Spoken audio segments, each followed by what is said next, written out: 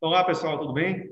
Nós estamos aqui na quarta mostra de profissões da Faculdade de Ciências da Vida e vamos falar um pouquinho hoje aí dos cursos de engenharia da faculdade. Nós temos um curso lá de engenharia mecânica e engenharia química.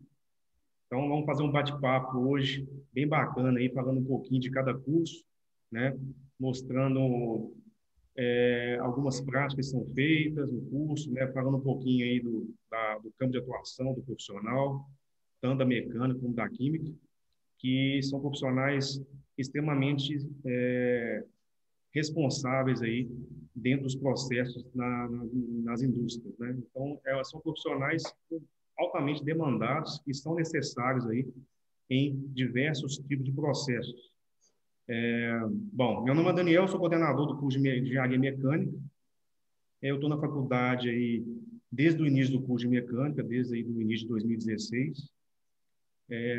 O curso de engenharia mecânica, né, como o curso de engenharia química, é de 5 anos de duração. A mecânica vai formar a primeira turma agora, no final do ano. Nós teremos a primeira turma formada de engenharia mecânica. E o curso de engenharia química está na metade, né? Nós estamos aí terminando o quinto período do curso e já indo para o sexto a partir do próximo semestre. O curso de engenharia, né, como, né, ele é um curso, não é um curso fácil, né? É um curso que exige a dedicação dos alunos, né? Mas é um curso que trará para vocês, trará para os interessados, né, uma bagagem aí altamente importante para a sua atuação posterior no mercado de trabalho. Bom, falando um pouquinho aí do curso de engenharia mecânica, né,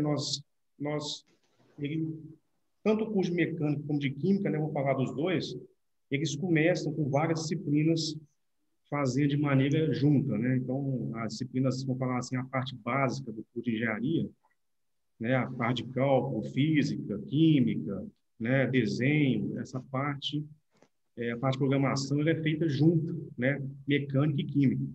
E aí, a partir que vai andando os períodos, começa a se, vamos falar assim, né? Cada um seguir seu caminho, né? Vamos falar assim, a seguir sua especificação, né? Então, a mecânica, como a química, o aluno vai fazer, né, práticas dentro da faculdade, na parte de física, química, né, utilizando os próprios laboratórios da faculdade.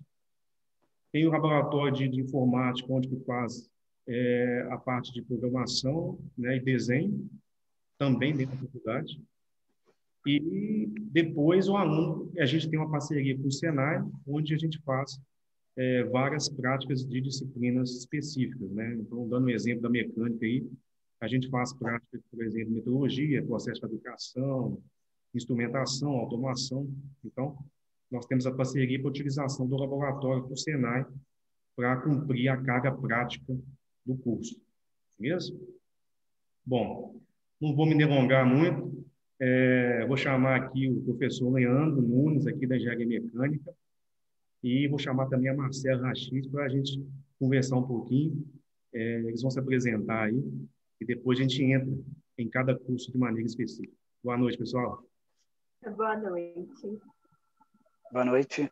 Meu nome é Leandro Nunes, sou professor da Faculdade de Ciências da Vida, atuo nas áreas de automação, instrumentação industrial, algoritmo de programação, máquinas térmicas, entre outros.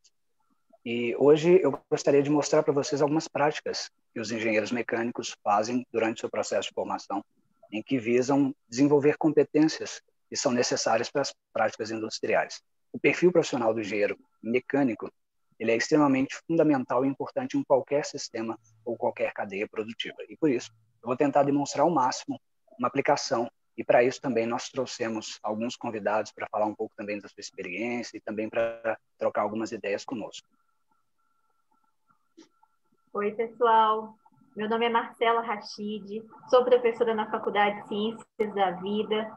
Hoje eu também trabalho no mercado, sou engenheira responsável por uma fábrica de cosméticos aqui em Sete Lagoas e também sou mestranda e aluna de doutoranda. Então eu vou aqui, juntamente com vocês, tirar algumas dúvidas, esclarecer alguns questionamentos sobre a engenharia química. Muito se fala, né, sobre o curso e muita gente pergunta o que o engenheiro químico faz. E são essas dúvidas, esses questionamentos, esses diálogos, essa troca de experiência que a gente vai ter aqui no bate-papo, inclusive com a aluna já aí ingressa no curso das Ciências da Vida, a aluna Geisiane. Excelente. Então, acompanhe a gente aí, pessoal. Não esquece de qualquer dúvida, pode mandar no chat aí, que nós estamos aqui para responder. Vamos aqui começar agora, né, com a parte da engenharia mecânica, onde eu vou passar a bola para o professor Fernando aí, onde ele vai falar um pouquinho do curso, mostrar algumas práticas e fazer um bate-papo aí com o aluno Tiago aí, do terceiro período do curso. É com você, Leandro. Muito obrigado, Daniel. Então, o Tiago, que é o aluno também do curso de Engenharia Mecânica no terceiro período, Tiago Silva, eu gostaria de chamá-lo aqui para se apresentar, para dar um oi para vocês também, porque nós vamos fazer um bate-bola, eu vou mostrar para vocês duas práticas que são essencialmente empregadas durante as disciplinas. São práticas interdisciplinares que vagam entre disciplinas, uma ou outra disciplina, mas, enfim, na hora que a gente estiver tratando das práticas propriamente ditas, eu vou explicar melhor para vocês. Mas eu gostaria de chamar o Tiago para se apresentar e também para dar um oi para vocês. Tiago. Boa noite, meu nome é Tiago, eu sou estudante, né, do curso de Engenharia Mecânica, terceiro período. Estamos aí essa noite para compartilhar dessas experiências, né, das disciplinas, justamente alinhado com a prática vivida nas indústrias, né? Bacana, show de bola, agradeço, Thiago. E vou mudar agora, pessoal, a minha tela para a tela do meu computador para que vocês possam acompanhar nas práticas. A primeira prática que eu vou mostrar para vocês, ela se baseia na programação de um PLC, que é um componente industrial vastamente utilizado. Toda e qualquer indústria que procede com processos automáticos, vocês vão acabar encontrando um dispositivo como esse. Basicamente, é como se fosse um mini computador que vai controlar entradas e saídas de acordo com uma lógica de programação, que segue 5 princípios básicos da IAC, mas eu não vou entrar muito em mérito. Eu vou mostrar para vocês uma aplicação prática onde há uma interface com o operador, que a gente chama de IHM, que é a interface homem-máquina, e essa interface, o operador com toques na tela, touchscreen, ele consegue controlar todo o processo, ele consegue ligar uma bomba, ele consegue verificar o nível de um reservatório, ele consegue verificar a temperatura medida de um tanque ou alguma outra variável de algum tipo de processo, beleza? Então, compartilhando com vocês a minha tela. Bom, pessoal, agora aqui na nossa tela, essa primeira tela que vocês veem já é uma tela de uma IHM, tá? Aqui, obviamente, eu estou simulando uma IHM, porque eu não poderia mostrar esse IHM para vocês fisicamente, mas eu estou fazendo ela de forma simulada para facilitar a nossa apresentação. Mas isso aqui é um dispositivo como se fosse um tablet ou um smartphone bem grande, em que ele tem, a maior parte dele é composto pela própria tela, e é uma tela touchscreen, onde você pode interagir com o seu processo. Aqui nós temos um processo muito simples, que é um processo onde eu tenho uma bomba que vai fazer a sucção de um fluido e enviar para um reservatório. Esse reservatório ele vai enchendo, e aí vocês vão ver em tempo real o nível do fluido subindo nessa escala de graduação, e vocês vão poder perceber essa escala mudando na hora que a gente estiver fazendo a simulação. E existem sensores que vão fazer a medição desse nível, e esses sensores trabalham com princípios físicos que, obviamente, são estudados dentro do curso de engenharia. E as competências desenvolvidas também para calcular, projetar, programar e também instalar dispositivos como esse. O próprio Daniel disse para nós sobre as práticas que nós temos no Senai, e no Senai a gente faz práticas montando dispositivos como esse, fazendo processos industriais como esse simulado na prática. Bacana? Então, os sensores de nível enviam o sinal para um transmissor, que envia sinal, por sua vez, para o PLC. Então, nós temos duas entidades diferentes aqui. A primeira delas é o PLC, e que ela foi programada em uma linguagem de programação conhecida como Ladder, e também Function Blocks, são blocos de funções, e a IHM, que foi programada através do sistema de tagueamento e endereçamento interno de memórias. Aqui nós temos do lado esquerdo um medidor de temperatura que vai mostrar qual é a temperatura que está dentro do reservatório.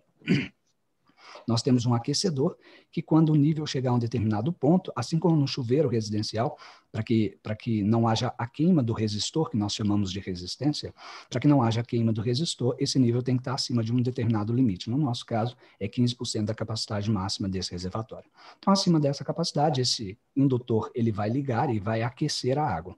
Só que, é claro, depois que ele chegar em um determinado nível e uma determinada temperatura, é importante com que essa água seja agitada, misturada, que é a função desse motor aqui, que tem um sistema de eixo e paletas que vão fazer a mistura do fluido aqui dentro, para evitar com que o fluido aqueça mais embaixo do que em cima, ou vice-versa, para que a troca de calor e a transferência térmica ocorra de forma homogênea no fluido.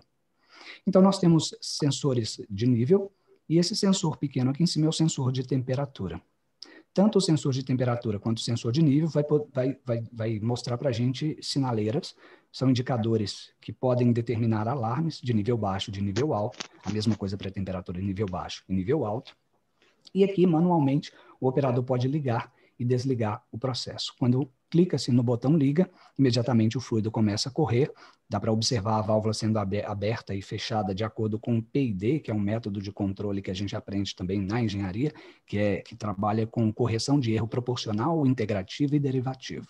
A gente aprende como calcular, como fazer as sintonias de PID, que é o PID tuning, que a gente chama, enfim, e a gente aprende tudo mais sobre o elemento final de controle, que é o atuador responsável por liberar o fluido para o reservatório. Uma vez que o fluido começa a chegar no reservatório, esse sensor que eu fiz com que ele fosse simulado para facilitar mostrar para vocês. Se eu tivesse feito uma planta real, ia demorar, porque a bomba ia demorar a encher o reservatório e a gente não veria com tanta facilidade. Então aqui eu estou simulando que o nível está subindo à medida que eu aciono este potenciômetro slider, tá? Observe que ele tem aqui um sinal de vermelho. Enquanto ele estiver no nível muito baixo, que é o nível vermelho, esse LED mostrando que o nível está baixo. Quando você aumenta o nível, à medida que o nível vai aumentando, porque a bomba está ligada, vejam um sinal de ligado, que nós acionamos ligado. Quando a bomba estiver ligada e você vê o nível subindo, quando ele chegar a um determinado ponto para cobrir o indutor, ele vai ligar. Então vejam, quando ele chegar no ponto específico, que é 15% do reservatório, o indutor liga. Então ele começa a aquecer. Chegou nessa zona aqui, que é essa zona marrom, ele vai continuar subindo o nível, mas ao mesmo tempo a temperatura também vai subir. E aí eu fiz com que esse sensor fosse controlado por esse slider potenciômetro aqui. Então, na medida que eu girar ele, ele também vai subir a temperatura mostrada por esse ponteiro nesse sistema semicircular de indicação. Saiba que ele está no vermelho e, lógico, ele mostra a indicação de nível baixo, de temperatura baixa, desculpa. Na hora que ele sair do vermelho, a temperatura baixa desaciona. Da mesma forma, chegou no amarelo como o outro, ele vai acionar quando chegar no rosa, e ao mesmo tempo que a temperatura está subindo, e o nível também, os dois alcançaram a cor rosa, o motor de mistura aciona, que é aquilo que a gente havia falado. Já tem nível suficiente e temperatura suficiente, eu consigo começar a fazer a mistura do processo. E é claro que o nível continua subindo, e ao mesmo tempo também a temperatura continua subindo. O ponto que nós queremos, nós chamamos de set point, ou ponto desejado para o processo, ele é toda essa zona verde. Então, é legal que o meu processo esteja durante ou no intermeio desses valores, tanto para o nível quanto para a temperatura. E observe que quando os dois chegaram no verde, essa válvula de saída liberou fluido para o processo. Veja que se o nível baixar por alguma razão, a válvula bloqueia, porque não tem nível suficiente para gerar pressão, para empurrar o fluido literalmente para o processo. Então eu preciso do nível adequado e ao mesmo tempo da temperatura adequada para que o meu processo funcione adequadamente e envie fluido para o sistema produtivo. Da mesma forma, erros podem acontecer. Pode ser que essa bomba trave ligada. Isso é comum acontecer por algumas razões. Eu não vou entrar em detalhes, mas isso pode acontecer. E se caso isso acontecer, ela vai começar a acionar. Ela vai chegar no momento que ela vai desacionar a válvula de processo, porque ela chegou num nível tão alto que a pressão do fluido aqui é muito grande e, obviamente, vai fazer com que o seu processo gere algum problema no sistema de filtragem, seja ele químico ou físico, mas pode gerar problema de excesso de pressão, pode estourar filtros e etc. E se ele continuar mesmo assim, subindo o nível, porque a bomba ainda está ligada, ele vai chegar no nível máximo, que é o nível vermelho. Ele me indica que eu estou no nível máximo de saturação do tanque e, ao mesmo tempo, a bomba desliga, por segurança. A bomba desligando, todo o sistema de aquecimento também desliga, porque se a bomba desligou e esse nível esvaziar, o meu indutor vai ficar exposto. E, é claro, eu tenho uma situação de risco. Tá? Portanto, essa é a primeira prática que eu gostaria de mostrar para vocês. E tenham ciência e conheçam que toda essa programação, tanto da diagramação LEDER, quanto a diagramação da IHM e também a programação da IHM, junto com o LEDER, tagueamentos internos, alocamento de memória, tudo isso aqui foi feito por alunos do curso de Engenharia Mecânica do 10º período. Então, eu peguei uma prática que eles, de fato, fizeram para trazer para vocês. A próxima prática, eu vou falar um pouquinho sobre a IoT, mas antes disso, eu gostaria de chamar o Tiago para falar para vocês um pouco da correlação dessa prática com o ambiente industrial que ele está inserido nesse momento. Tiago.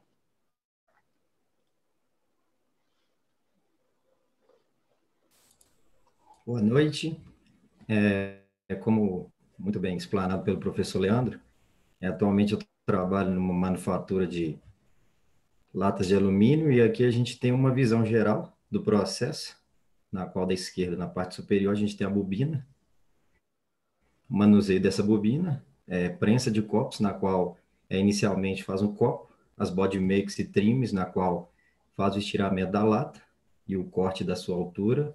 Posteriormente, a gente tem a lavadora e secadora, vernizadora de fundo, decoradora, na qual é a máquina na qual eu trabalho, e muito semelhante esse exemplo aí que o Leandro trouxe para a gente, porque eu vou dar uma pausa aqui. Essa máquina, ela é um processo, a lata já está estirada, mas é o processo na qual, né, a gente tem a impressão do rótulo, né, seja da cerveja, seja do refrigerante, o rótulo que seja. Então, essa máquina, ela imprime esse rótulo, e ao mesmo tempo, na parte inferior do ciclo, é aplicada uma camada de verniz externo, que dá aquele brilho que a gente vê na lata.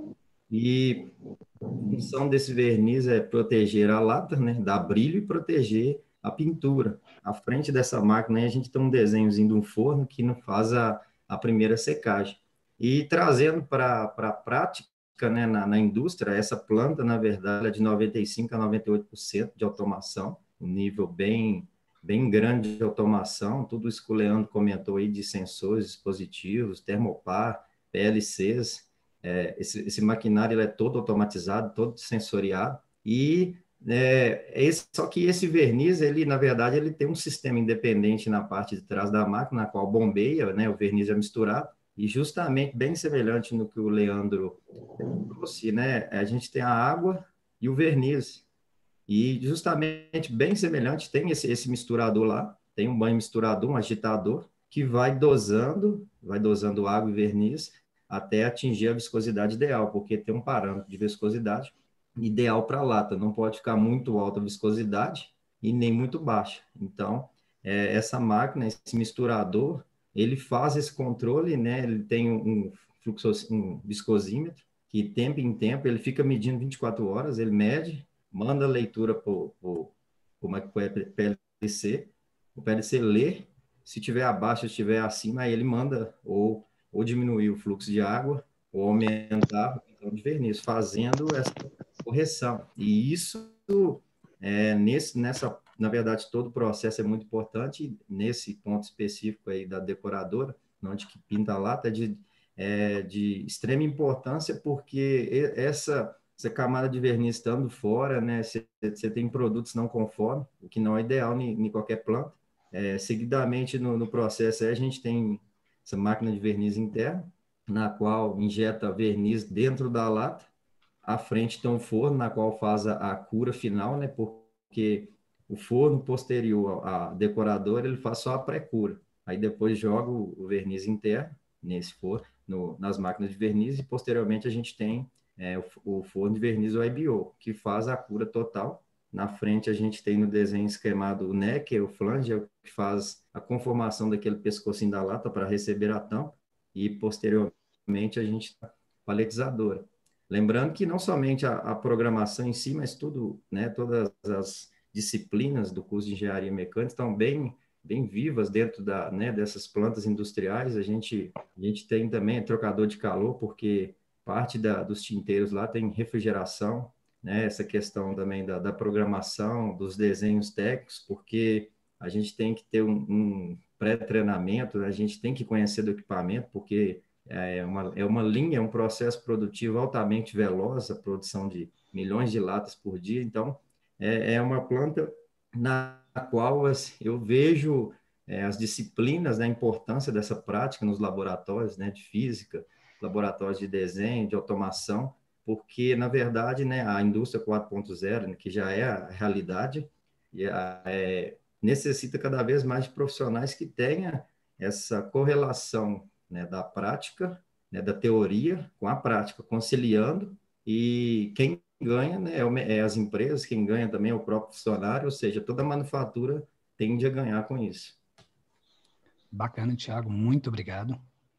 E já pegando um gancho na fala do Thiago sobre a indústria 4.0, eu não vou apresentar aqui para vocês uma indústria 4.0, obviamente, mas eu vou apresentar um dos conceitos que a indústria 4.0 traz, que já é a segunda prática, que trata sobre o IoT. Não sei se vocês conhecem, já ouviram falar, mas IoT é um acrônimo que vem do inglês, que significa Internet of Things, que é a internet das coisas.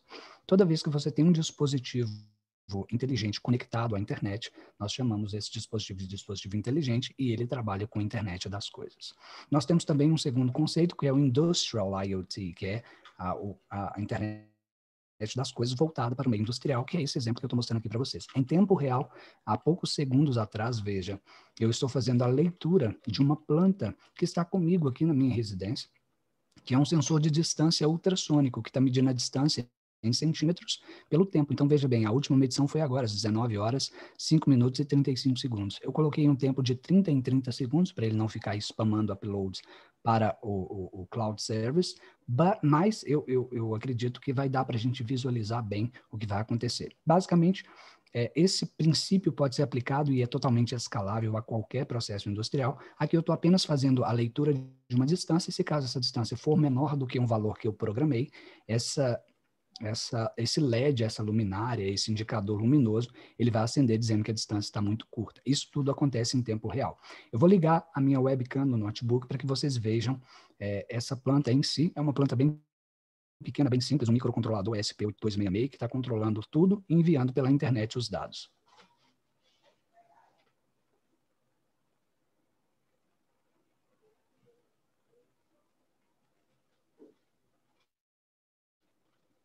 Já deve ser possível vocês verem.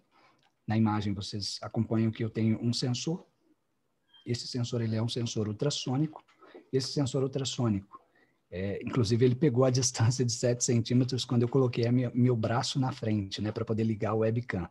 Observam que tem 30 segundos de diferença. A próxima leitura dele possivelmente já vai pegar uma distância maior, mas ele tem 30 segundos de diferença entre um e outro. Veja, aqui foi às 19 horas 6 minutos e 37 segundos, e o próximo 19 horas 7 minutos e 8 segundos. Então deu 31, né, segundos arredondando de diferença. Pronto, ele já fez a medição, já entendeu que há poucos segundos atrás ele atualizou, e ele vai atualizar depois de 30 segundos os dados. 16 centímetros, ele voltou a ficar desativado. Então, se eu ir lá agora em tempo real, e eu vou fazer isso para que vocês vejam através do webcam, e eu aproximar essa peça do sensor, vocês vão observar que daí 30 segundos ele vai avisar para o seu web server, e o seu web server vai te avisar. Inclusive, eu não quis fazer isso para não tomar muito tempo, a gente já está meio que estourando o nosso tempo de apresentação da área mecânica, mas eu iria fazer para vocês mostrar o React, que é a reação disso aqui através das mídias sociais. Eu poderia fazer com que por exemplo, o meu Twitter, ele me avisasse que a distância está muito curta. Na hora que a distância ficasse muito curta, por exemplo, esses 7 centímetros medidos, quando eu coloquei o braço na frente do sensor, ele me avisasse, o meu Twitter ia vibrar, o meu celular ia vibrar, mensagem do meu Twitter me avisando. Era o meu próprio Twitter conversando comigo e me avisando, poxa, olha aqui, sua planta está com um problema em que a distância está muito curta. Mas eu não fiz isso para não tomar muito o nosso tempo. Eu vou apenas fazer a última apresentação, que é mostrar a distância sendo alterada e vocês vendo isso acontecendo em tempo real.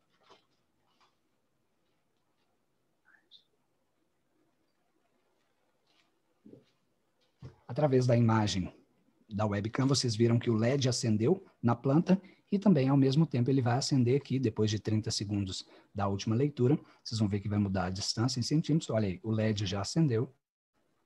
E passados os 30 segundos, quando ele fizer a próxima atualização JSON, que ele fez aqui agora, 9 centímetros, que foi a distância medida, que é a distância atual ali. O sensor ultrassônico utiliza um princípio muito básico, muito simples, que utiliza o som como o valor de medição, né, aproximadamente 343 metros por segundo, e ele consegue calcular a distância de ida e volta, divide por 2, e calcular o tempo que ele demora, sabendo que a distância, que a velocidade, a variação da distância sobre o tempo, a gente consegue determinar qual é a distância, sabendo o tempo e a velocidade. Basicamente é isso. Muito simples, mas um processo que trabalha com a internet conectado e de qualquer lugar do mundo com acesso à internet. Vocês podem verificar isso aqui. Inclusive, se eu tivesse colocado esse canal público, qualquer um de vocês, em tempo real, também poderiam verificar esse processo acontecendo. Tá?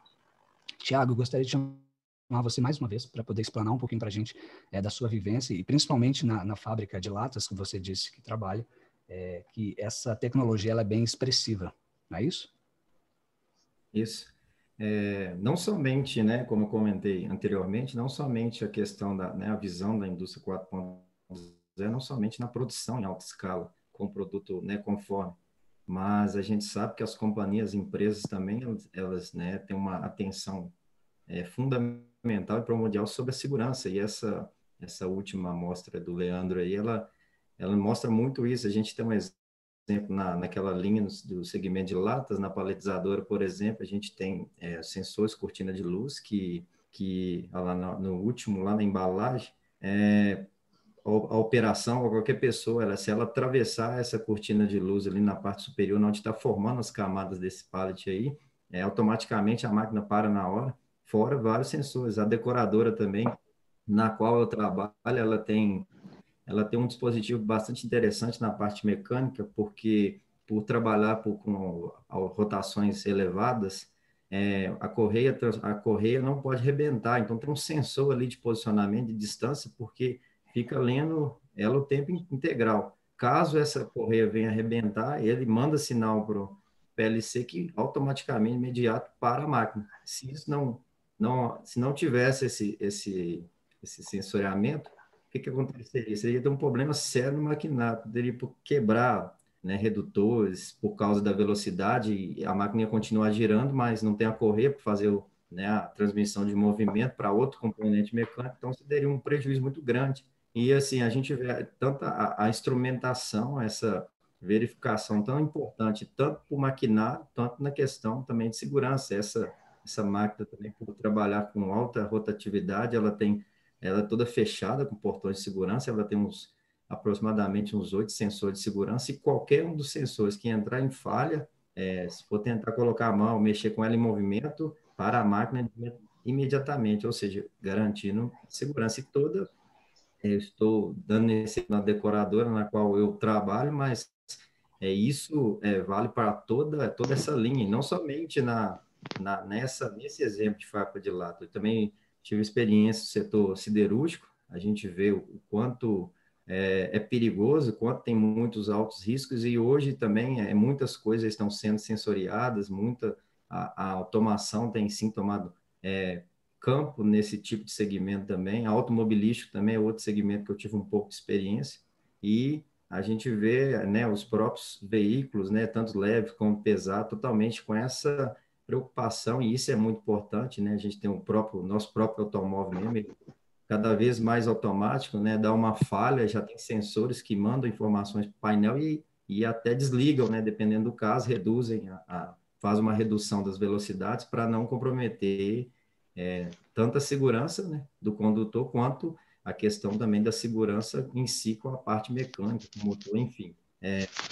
muito importante esse paralelo, né, esse trabalhar lado a lado, né, do ensino, né, das disciplinas que estão estudadas, porque isso tudo tem sido, né, uma exigência também do mercado, né, profissionais que não somente ficam com aquela visão de vou chegar na indústria, vou apertar um botão, não, mas hoje há uma necessidade de você estar fazendo algo e você entendendo, interagindo. É muito falado onde eu trabalho, sentimento de dono do equipamento, para você, né, entregar um bom resultado, um bom desempenho com segurança, e entendendo, né, todos esses conceitos, um pouco de cada um pouco de instrumentação, um pouco de programação, da mecânica, enfim.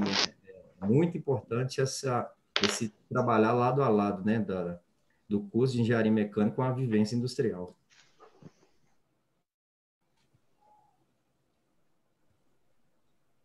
Bacana, show de bola, Thiago. Muito obrigado pela sua participação novamente. E eu vou passar a bola agora para Marcela Rachid, que vai continuar com a gente com a engenharia química. Marcela. Obrigada, Leandro. Eu sou aqui da engenharia química, mas é muito bom a gente conhecer, aprofundar um pouco mais sobre as demais engenharias, né? Afinal, elas estão todas interligadas, não tem como. Pessoal, então a gente vai bater aqui agora um papo esclarecedor, entender um pouco sobre a engenharia química, a área de atuação do engenheiro, o que um engenheiro químico faz, né? Eu acho que esses questionamentos, muitas vezes aquele estudante que está com aquela dúvida sobre qual curso escolher, o que o engenheiro faz, e não consegue responder. Hoje a gente tem aí uma diversidade de cursos para serem, né, para a gente entrar aí na faculdade, realmente bate essa dúvida. Eu, como aluna, né, alguns poucos anos atrás, eu também tive essa dúvida. E eu percebi que eu tive uma falha, que eu escolhi o curso de engenharia química sem entender exatamente o que ele proporcionava, qual que era essa área de atuação. Então, quando as pessoas me perguntavam o que o engenheiro químico faz, o que o engenheiro químico faz, parece que é uma pergunta tão simples, mas que é uma resposta tão extensa, justamente pelo fato de ser um curso muito versátil, né? Um curso muito amplo, com várias áreas de atuação. Então, eu vou esclarecer aqui e responder a seguinte pergunta: o que o engenheiro químico faz? Né? Então, eu quero que vocês parem aí um minutinho e pensem aqui comigo. Quando a gente fala em engenharia química, o que vem na nossa cabeça? Eu acho que algumas palavras como processos, transformações químicas, explosão, laboratório, né? Acho que vem muitas palavras que, isoladas, talvez não fazem tanto sentido. Mas quando a gente para pensar, todas essas palavrinhas, elas estão totalmente conectadas. E elas mostram para a gente justamente o que o engenheiro químico faz. Então, por exemplo, quando eu penso em área de atuação, o que eu vou trazer aqui para vocês? É justamente o processo de transformação. Ou seja, eu, engenheira química, vocês, talvez futuros engenheiros químicos, né? Nós trabalhamos diretamente na transformação da matéria-prima em produto a partir de diferentes processos. Ou seja, nós vamos trabalhar aí com processos de otimização, que inclusive é uma área na engenharia química que vem crescendo demais. Né? Hoje o engenheiro químico ele atua diretamente na indústria. Eu também tenho meu vínculo aqui na área acadêmica, foi uma escolha pessoal, uma área que eu gosto também.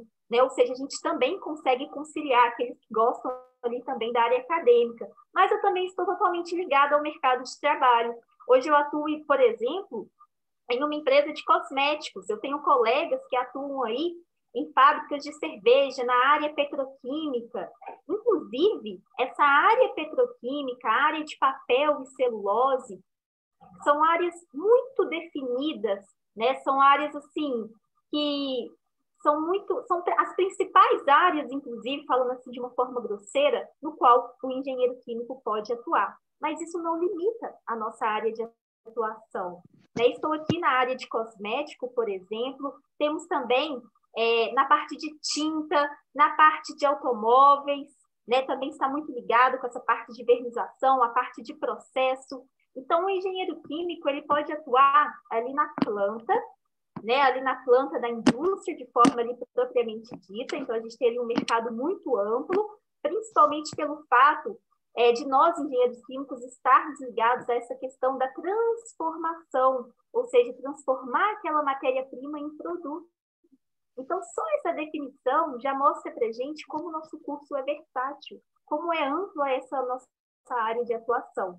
Então, hoje o mercado, eu sempre falo isso com os meus alunos, né? O mercado hoje, ele exige profissionais dinâmicos, profissionais criativos, e eu falo também que o curso, né, os cursos da engenharia, eles já puxam isso da gente, eles já trazem essas expectativas. Mas no caso da engenharia química específico, a gente consegue trabalhar com toda essa logística, justamente pelo fato dessa nossa área de atuação. Eu queria trazer, inclusive, alguns conceitos que vêm sendo falados muito, né, ultimamente, que é a questão dos micropoluentes emergentes, né? Tem se falado dessa expressão contaminantes emergentes, o que eles significam. E quando a gente tem esses contaminantes emergentes, o engenheiro químico ele também consegue trabalhar. Por quê? Porque nós temos também áreas de atuação voltadas para o meio ambiente. Como a nossa área está muito essa questão de desenvolvimento de processo, controle de operação, trabalhar ali talvez no controle de uma qualidade, na otimização. Então, a gente consegue também ter uma área que, inclusive, está vinculada com essa do meio ambiente, que é o quê? Desenvolver ali, por exemplo, tecnologias próprias que visam a remoção, nesse caso específico, desses micropoluentes emergentes. E o que seriam eles? Microplásticos, né? Muito tem se falado, sempre brinco aí, cuidado no carnaval com glitter, vai para o oceano, é plástico, tenham cuidado. Meus alunos já sabem que eu sempre falo isso nas aulas. Então, a questão dos microplásticos, os fármacos que são excretados na nossa urina. Então, a gente precisa perguntar, será que hoje eu descarto aquele antibiótico, aquele remédio que perdeu a validade, ficou ali na gaveta de forma correta? Né? Normalmente, quando esses micropoluentes eles são excretados ali na urina, eles atingem ali o esgoto e os nossos processos convencionais de tratamento, sejam eles de água ou de esgoto, não conseguem remover esses poluentes, uma vez que eles também não foram ali confeccionados com esse objetivo. E muito tem se estudado, né, um assunto que eu posso falar que era novo, hoje não mais, mas tem se mostrado a preocupação justamente por não saber o fato, como isso é tóxico ao ser vivo. Então, nós, como engenheiros químicos, nós trabalhamos, inclusive, com tecnologias que visam aí remoções específicas, né? Água aí de qualidade. Hoje já temos aí países desenvolvidos que trabalham com o reuso potável direto, né? Já tem uma associação, todo um ciclo com tecnologias avançadas que consegue fazer um tratamento de esgoto com um tratamento de água totalmente integrado.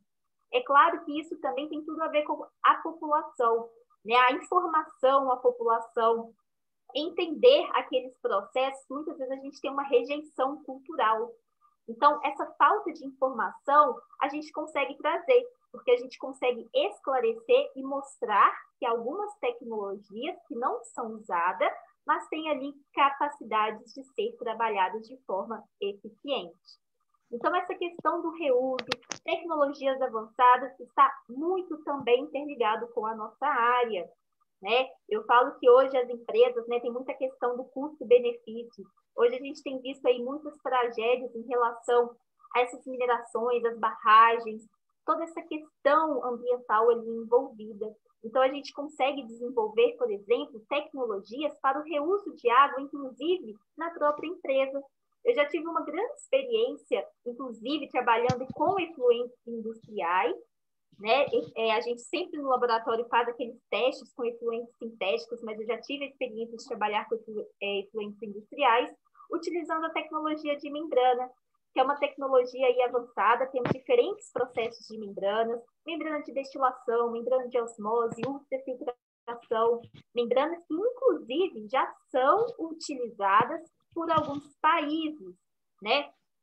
Principalmente aí para a questão da dessalinização da água do mar. Talvez vocês já tenham visto falar sobre essa temática, a questão da dessalinização, essa questão do reuso.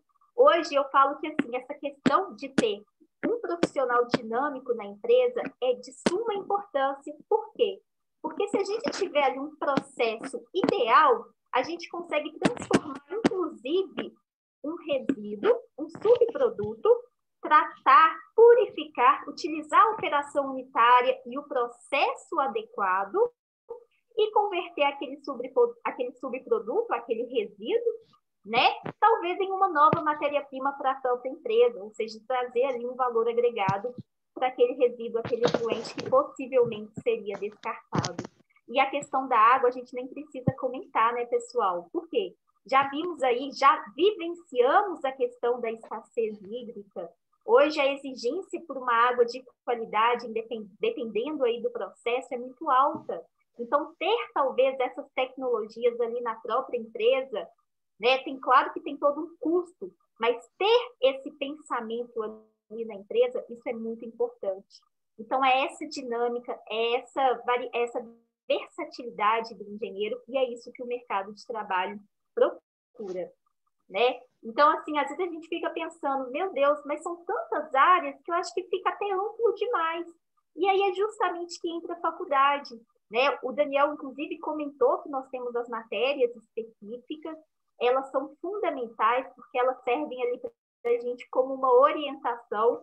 Às vezes a gente nem sabia de uma área de atuação, mas é com o estágio, as visitas técnicas, né, que a faculdade oferece, as aulas no laboratório, que também são muito importantes, porque a gente consegue fazer toda aquela associação da teoria, né, ali, na prática, no laboratório.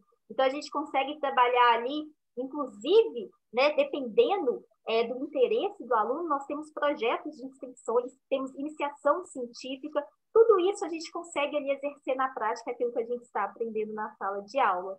E muito se fala, não, mas tem que ter ali, né, a prática, a experiência. Eu concordo, realmente a gente tem que colocar a mão na massa, mas muitas vezes a gente esquece que para colocar aquela mão na massa a gente precisa daquela teoria ali por trás.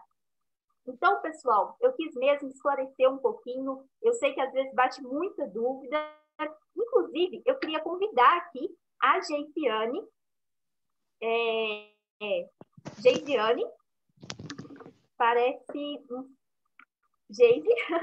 Olá, boa noite. Olá, Geise. Geise, pessoal, essa é a Geisiane, aluna de Ciências da Vida, aluna da Engenharia Química e está no segundo período. Eu achei legal convidar aqui a Geise, inclusive agradeço a sua participação, Geise, para a gente trocar, para a gente trocar aqui um pouquinho as nossas experiências, né? A Geise contar um pouco sobre por que ela escolheu esse curso, o que ela acha, quais são as suas expectativas. E ela, como segundo período, né, quase caloura, né, Geise, agora já pode falar que é veterana. Eu lembro que quando eu estava no primeiro período, no segundo eu já falava, não, já sou veterana. Então, ela vai conseguir compartilhar um pouquinho da sua experiência. Geise, você gostaria de se apresentar?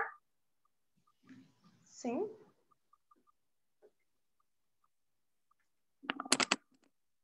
Olá, boa noite a todos. Meu nome é Geisiane, eu sou estudante, aluna do curso de Engenharia Química da Faculdade de Ciências da Vida.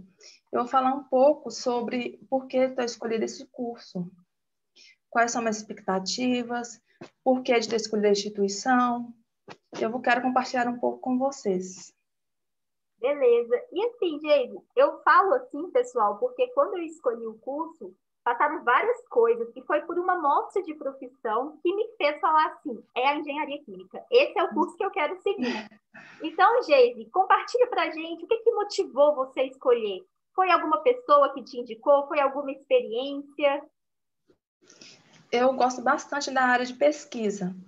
Então, eu escolhi este curso porque é um curso muito abrangente e é mais voltado para a área de pesquisas, né? Em laboratórios, eu gosto bastante. E, no caso, como é uma área que é muito expansiva e tem envolvimento com a área que eu pretendo seguir, que é a área de petroquímica ou farmacêutica, então achei o curso bastante interessante. E até o momento eu tenho gostado bastante do curso. Eu escolhi este curso por ser um curso que pode atuar em diversas áreas e tem uma possibilidade, uma facilidade de inserção no mercado, né? Que pode atuar no mercado farmacêutico, de cosméticos, inúmeras áreas, né? O engenheiro químico é um multiprofissional, digamos assim, né? Que pode atuar em diversas funções, setores, áreas, e é um mercado que está em expansão e é bastante importante, né? Exatamente, Geise. Eu falo que, assim, essa nossa versatilidade, né, realmente atrai, inclusive, muitos estudantes. Mas eu falo que também essa questão de ser um curso muito amplo também traz muitas dúvidas. Então, eu já vi que você comentou aí da questão petroquímica, então você já pensa em alguma área específica de atuação, mesmo no segundo período? Sim, eu já iniciei o curso já pensando na área petroquímica, né? Eu já iniciei o curso, falei, eu quero essa área, porque eu acho muito interessante, sabe? E é bastante interessante. Pode falar. Não, então eu já vou te dar uma dica, viu? Porque quando eu entrei no curso, eu entrei com uma outra cabeça, uma outra mentalidade. Eu também tinha, eu acho que a área petroquímica já era uma área, assim, muito específica do nosso curso, então eu acho que isso atrai mesmo olhares e é uma área ótima a ser trabalhada. E eu confesso que ao longo do curso, eu fui me descobrindo, né? Eu percebi que eu queria vida acadêmica, senti ali uma queda pela parte de cosméticos. Então, assim, e é legal isso, porque, assim, você já entrou ali decidida, claro, que eu imagino que você esteja totalmente aberta, né, para conhecer, aprender novas áreas, e isso é muito legal. Isso, porque são inúmeras áreas de atuação em engenheiro químico, né? Setor de cosméticos, perfumes, alimentícios, bebidas, testes, né? São inúmeros setores. E, assim, são setores que são de grande importância, né? Mas que, assim, tem o que eu interessei mais foi a área petroquímica. Eu já iniciei as pesquisas, já iniciei o curso, falando, eu quero essa área. Então, como você... E realmente é. Mas então, já estou vendo que você já entrou aí bem decidida. Então, quais são suas expectativas aí ao longo do curso? O que você espera aprender? Ao longo do curso, assim, aprimorar os meus conhecimentos, né? E com as aulas práticas, assim, até mesmo nas pesquisas de campo, alguma coisa assim, poder adquirir mais conhecimento e daqui a uns 5 anos estar formado, se Deus quiser, e já estar atuando na área. Já estar atuando na área. Exatamente. Gente, é bem legal, né? Eu falo que, assim, eu já passei por tanta coisa durante o curso, foram várias escolhas que eu pensei, e, assim, a gente passa por muita insegurança, né? Eu acho que isso, às vezes, não é particular, é meu, ou talvez seu, ou de outros aí estudantes. Eu acho que essas inseguranças são super normais. E o mais legal é que quando a gente forma, a gente começa a questionar. E aí? E o retorno? Né? Claro que não cai do céu, mas eu acho que a gente tem que fazer a nossa parte, fazer um curso de forma dedicada. Eu falo isso que a faculdade, né, ela oferece para a gente, né? A GEIS, inclusive, tem a questão da pandemia, mas vai ter experiências com o laboratório que a faculdade pode oferecer, os professores capacitados, que inclusive têm a experiência do mercado. O Leandro, aí da Engenharia Mecânica, trouxe, inclusive, a sua experiência externa, mostrando, inclusive, projetos desenvolvidos pelos alunos. Então, aproveitar a faculdade, ter essa maturidade durante o curso, isso é muito importante. Porque quando a gente começa a atuar, a gente percebe, né, exatamente como que aquilo lá na teoria que a gente aprendeu na faculdade, como que aquilo está ali atuando na prática. E aí, Geis? Oi? Pode falar. E a prática é aprimoramento do que a gente aprende na sala de aula, que é ensinado para a gente, né? É muito importante isso também. Exatamente. E só uma dúvida aqui. Por que você escolheu a Faculdade de Ciências da Vida? Eu pesquisei bastante a respeito, né? Porque, assim, é importante a avaliação dos cursos, professores, e eu identifiquei bastante com a qualidade da faculdade. Porque eu pesquisei indicação de amigos, né?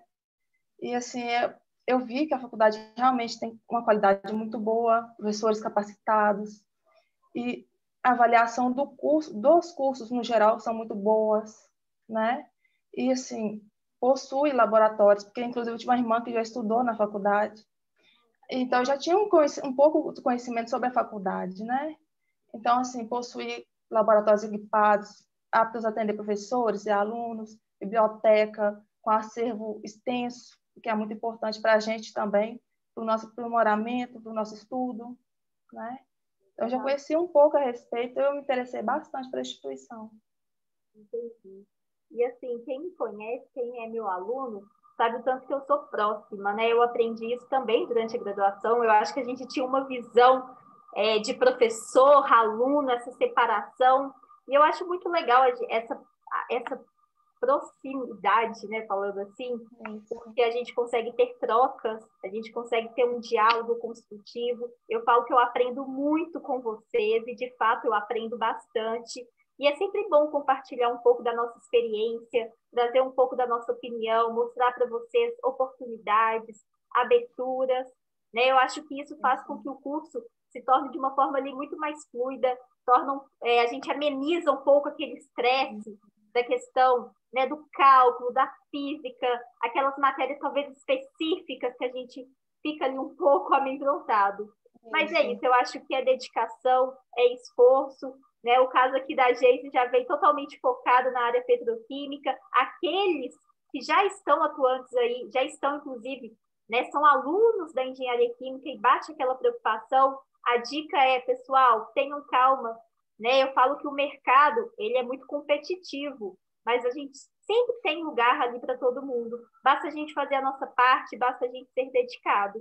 Então, é isso, Geise. Eu agradeço bastante aí a sua participação. eu acabo que eu empolgo aqui demais, porque falar sobre engenharia química, falar sobre o curso é um tema que eu adoro. Eu falo que eu sou muito feliz nessa minha escolha, tanto que né, tamanha insegurança que eu tive, e hoje os frutos que eu estou colhendo mostra como que eu acertei nessa escolha, que não é fácil. Eu falo que escolher aí um curso, aqueles que estão saindo da escola, fazendo um curso aí com 18 anos, 19 anos, né, é uma responsabilidade imensa. Então, a gente vai construindo essa maturidade aí ao longo dos anos mesmo. Isso. É um curso bastante interessante, né? Principalmente para quem tem mais interesse na área de pesquisas, né? Exatamente. Porque, se a pessoa tiver interesse em montar alguma empresa que seja, né? Que pode desenvolver algum produto para ela mesma, já é uma área bastante interessante. Sabe o que é engraçado? Eu já escutei um amigo falando assim, eu fiz engenharia porque eu quero empreender. E o tanto que a engenharia traz isso para a gente, e o fato de ser voltada na pesquisa, realmente é importante. Hoje eu concilio, né, no mercado, na parte de cosmético, que é uma área que, inclusive, eu adoro, e eu consigo conciliar com a parte da pesquisa também. Hoje eu trabalho aí com efluentes, trabalho com a parte de estatística, que também é muito importante, né, uma área atuante do nosso curso. Trabalho com efluentes industriais, trabalho com a toxicidade do arsênio, né, alguns metais, semimetais. Então, a gente consegue ter várias áreas e aqui, por exemplo, eu sou a prova disso, que a gente consegue conciliar e atuar, né? Isso. Então, E o engenheiro químico também consegue atuar em outras áreas da engenharia também, né?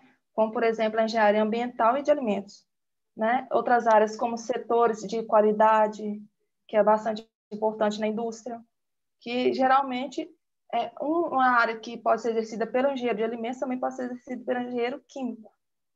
Eu falo que, assim, todos os cursos têm a sua importância, né?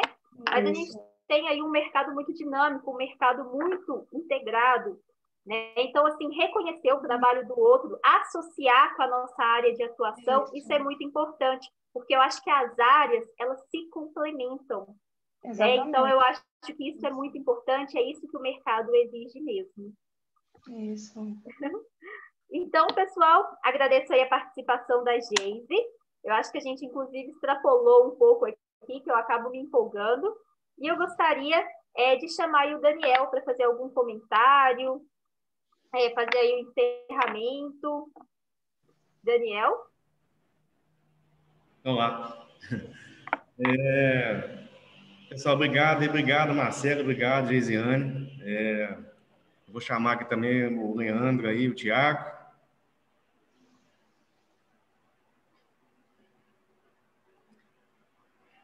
Bom, pessoal, eu queria agradecer, né, a disponibilidade aí de vocês, dos professores, de vocês alunos aí, desse bate-papo que foi extremamente enriquecedor aí para a gente, né? Tenho certeza que acrescentou muito aí para quem está nos assistindo, mesmo.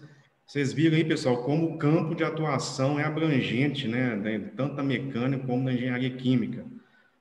Onde o profissional pode atuar, né? Então, foi muito bem falado aí na engenharia mecânica, aí, mostrando aí na parte da automação, né? Mostrando de maneira bem bacana pelo Leandro as práticas, mostrando a aplicação dessas práticas na indústria, né? Que o Thiago mostrou aí, está ele é bem realçado aí, né? Nos processos, e principalmente esse processo de latas aí, né? Da Ambev, né? Bem automatizado. E também o bate-papo, que foi muito bacana com a Marcela, aí, falando muito aí do profissional, do engenheiro químico. Realmente não é só engenharia química não, né, Marcela? Na verdade, todo aluno, quando entra, ele tem muita dúvida e expectativa também do curso, né? O que ele vai passar, né? O que ele vai aprender, onde ele vai atuar. Então, não necessariamente, né, até falando aqui, né, os campos de atuação do engenheiro são enormes, né? O engenheiro ele pode trabalhar até no setor financeiro lá, né? Então, igual eu falei, na engenharia te dá uma base muito grande, né? Então, mesmo se você não atuar diretamente, né, na área específica, você consegue trabalhar em outras áreas, porque o curso de engenharia ele te propicia isso, né? Então, Quando você entra na engenharia, vem sempre com essas dúvidas, né? Essas incertezas, né? O que eu vou passar, qual matéria eu vou fazer. E aí, ao longo do tempo, você vai vendo que é extremamente, realmente estava esperando, e principalmente, igual o Thiago falou, se você procure, né, fazer aí o estágio, né, ou então já atuar mesmo, desde o início do curso, você vê a aplicação do que você está vendo dentro de sala, você vê no campo industrial, no processo mesmo, porque aí fica muito mais bacana, né, você está vendo na prática o que você está vendo dentro de sala. Outra característica aqui do nosso curso, né, que foi mostrado aí, vocês viram, né, os nossos professores eles têm uma bagagem muito grande de mercado, não é só bagagem acadêmica não, né? Uma bagagem muito de mercado, vocês vão encontrar muito isso aqui no curso, professores trazendo aí vivências práticas mesmo, cases reais, né, discussões realmente na sala de dúvidas em processos, né, que estão acontecendo em tempo real, não é discussões baseadas em biografia de livro, mas do campo atuante mesmo nos processos. Isso é uma característica do curso, né? Os professores eles têm essa mescla aí na parte acadêmica e na parte de mercado também, na parte profissional, né? De atuação no mercado. Então, pessoal, eu queria agradecer muito aí a Marcelo, o Leandro, o Thiago, a Geisiane aí, pela participação. Espero que a gente tenha atendido aí. Deixar só uma dica para vocês, né? O nosso vestibular é agora dia 5, vestibular, a prova online, gratuita, e na parte da tarde, né, de 1 a 5, e você ainda concorre aí também às bolsas aí de 100%, se você participar. Não deixe aí de participar e vem para a gente para 2021. Beleza? Obrigado a todos aí. Tchauzinho, Obrigado, pessoal. obrigada. Tchau, tchau. Até mais. Obrigado, tchau, tchau.